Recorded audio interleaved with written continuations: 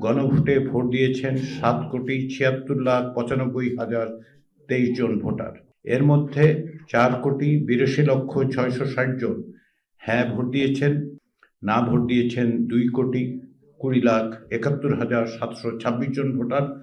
60%-এরও বেশি গণভোটে অংশ নিয়েছেন এবং তা জাতীয় সংসদের নির্বাচনের চেয়েও 1% বেশি। বাংলাদেশের নাগরিকরা অত্যন্ত সুস্পষ্ট এবং দ্বিধাহীনভাবে জুলাই জাতীয় সনদের সংবিধান সংস্কারের প্রস্তাবসমূহের অনুকূলে তাদের রায় দিয়েছেন।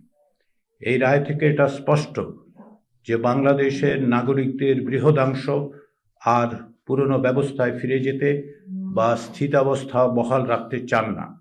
সংস্কারের পক্ষে জনরায় এসেছে। গণভোটে দেয়া জনগণের রায়কে কেবল সংখ্যার বিবেচনায় দেখলেই হবে না।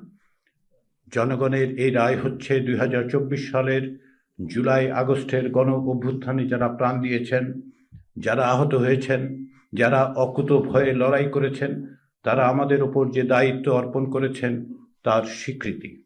তাদের দেয়া দায়িত্ব পালনের জন্য জনগণের অঙ্গীকার। প্রায় 16 বছর ধরে যে বীরের রক্তস্রোত, মাতার অশ্রুধারা, নির্যাতিতের হাহাকার, তার যেন আর পুনরাবৃত্তি না ঘটে সেই বিষয়ে প্রাতিষ্ঠানিক কাঠামো গঠনের জন আকাঙ্ক্ষার প্রকাশ। সার্বভৌম জনগণের অভিপ্রায়ের যে প্রকাশ ঘটেছিল 2024 সালের গণ অভ্যুত্থানের মধ্য দিয়ে, তাই পুনর্বার এই রায়ে প্রকাশিত হল।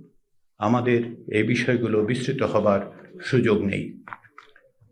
গণভোটের প্রচার ও জনসচেতনতা তৈরির কাজে আমরা সমাজের বিভিন্ন স্তরের মানুষের কাছ থেকে যে সহযোগিতা ও সমর্থন পেয়েছি তার জন্য আমরা আন্তরিকভাবে কৃতজ্ঞ।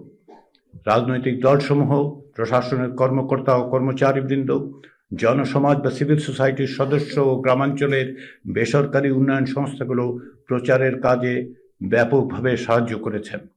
আমি বিশেষ করে উল্লেখ করতে চাই জুলাই শহীদদের পরিবার, জুলাই যোদ্ধা, জুলাই রাজবন্দী, বৈষম্য বিরোধী ছাত্র আন্দোলন, সুশাসনের জন্য নাগরিক সুজন, চাকুরিতে বয়সসীমা বৃদ্ধি, সাধারণ শিক্ষার্থীদের কথা। তাঁরা স্বতঃপ্রণোদিত হয়ে সংগঠিতভাবে প্রচার চালিয়েছেন।